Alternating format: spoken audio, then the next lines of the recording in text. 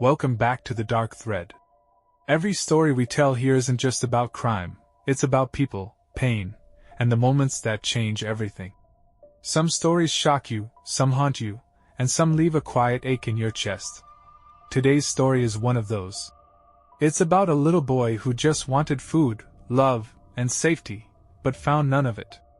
This is the story of Daniel Pełka, the boy nobody heard. I still remember the first time I came across Daniel's name. It wasn't just another tragic headline. It was the kind that makes you stop scrolling, the kind that makes your stomach twist. Because this wasn't the story of a kidnapping or a stranger's attack. It was about something that happened behind closed doors, inside a home that was supposed to keep a child safe. Daniel was born in Coventry, England, in 2007. His parents, Magdalena Luchak and Eric Pełka, had moved from Poland hoping for a better life. For a short while things were normal, but behind the smiles, their home was full of shouting, drinking, and violence. By the time Daniel turned 1, his father had left. He said later that Magdalena was unpredictable, sometimes cruel. Soon, she met another man, Mariusz Kreslek. He moved in, and life for Daniel changed forever. At school, Daniel was quiet, small, and shy. He barely spoke English, but teachers noticed something else: his constant hunger. He would steal food from other children's lunchboxes, grab more fruit than allowed, even hide bits of bread in his pockets. His mother told the teachers that he had a problem with food, that he would raid the fridge at night and misbehave when denied meals. But what she didn't say was that Daniel wasn't overeating, he was starving. In January 2011, he was taken to the hospital with a broken arm and bruises. Social workers asked questions, but the doctor thought it could have been an accident. So they closed the case, and Daniel was sent back home. That was the first mistake, the first mischance to save him. Months passed. Daniel grew thinner, quieter. By the start of 2012, he was scavenging food from bins. One day, he ate half of a teacher's birthday cake. Another time, he picked pancakes from the floor and tried to eat them. Teachers were worried, but every time they asked, his mother had an excuse. He has worms. He has an eating disorder. And everyone believed her. When Daniel saw a doctor in February 2012, the doctor agreed that maybe it was worms. He prescribed medicine, not realizing the real reason behind the little boy's sunken eyes and frail frame. Daniel weighed just 10 kilograms, the average for a toddler half his age.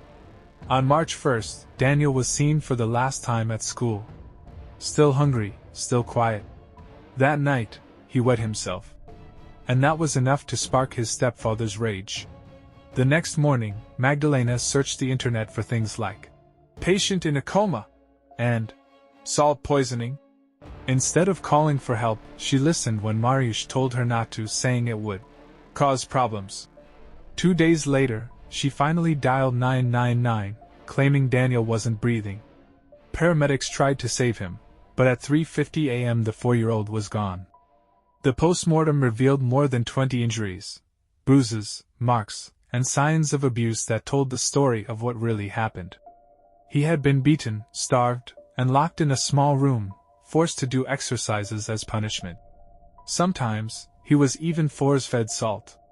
It was pure cruelty, and all of it had happened slowly, quietly, over months. When the truth came out, the country was horrified.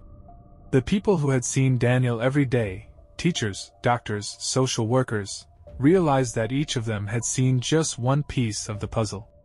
But no one had seen the full picture. He had fallen through every crack in the system. During the trial, both Magdalena and Mariusz denied murder. They admitted cruelty, but claimed they never meant for Daniel to die. Magdalena said she was afraid of her partner, that he controlled her, that he choked her when she tried to protect her son. But text messages between them showed something far colder. They joked about the boy's hunger. They mocked him. They removed the handle from his bedroom door so he couldn't escape. Even his siblings told police they weren't allowed to help him. The judge, Justice Cox, called their actions truly horrific, and said Daniel's starvation was unprecedented in this country. Both were sentenced to life imprisonment with a minimum of 30 years. For Daniel's father, Eric, there was no relief, only grief. He didn't have the money to take his son's body back to Poland for burial, but a Polish funeral company in London covered the cost. Daniel was finally laid to rest in Zgierz, far from the house where his life ended. But his story didn't die there. His death made people across the UK stop and ask, how many other Daniels are out there, quiet, invisible, starving behind closed doors? Coventry held vigils. People lit candles outside his school. They raised over £10,000 for child protection charities. Even years later, people still gather every March to remember him. His case also started a national conversation about whether it should be mandatory to report child abuse. The government ultimately decided against it, fearing false reports might drown out real ones. But Daniel's name became a symbol, a reminder that silence can be deadly. In 2015, Magdalena was found dead in her prison cell. She had taken her own life. The next year, Mariusz died of a heart attack behind bars. Some said it was justice. But for me, their deaths don't feel like justice at all. Justice would have been Daniel growing up, laughing, playing, eating a meal without fear. What stays with me about this case isn't just what happened, it's how it was missed. How many adults looked at that hungry boy and saw only a problem, not a plea for help. How easy it is to walk past someone suffering because you think it's not your place to intervene. Daniel's story is more than tragedy, it's a warning. If something feels wrong, speak up. If you see a child who seems afraid, hungry, or distant, don't assume someone else will act. Because sometimes, you might be the only one who can save them.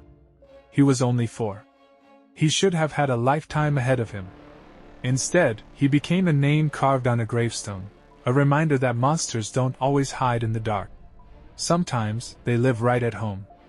And even though Daniel Pełka is gone, his story still whispers the same message, one we can't afford to ignore. Listen to the quiet ones. They're the ones who need you most. Thank you for listening to The Dark Thread. If Daniel's story moved you, please take a moment to share it, not for views, but for awareness. Every share, every listen, every reminder helps us keep stories like his alive, not in pain, but in purpose.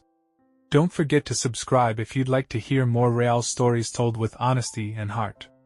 Until next time, take care, stay kind, and never stay silent.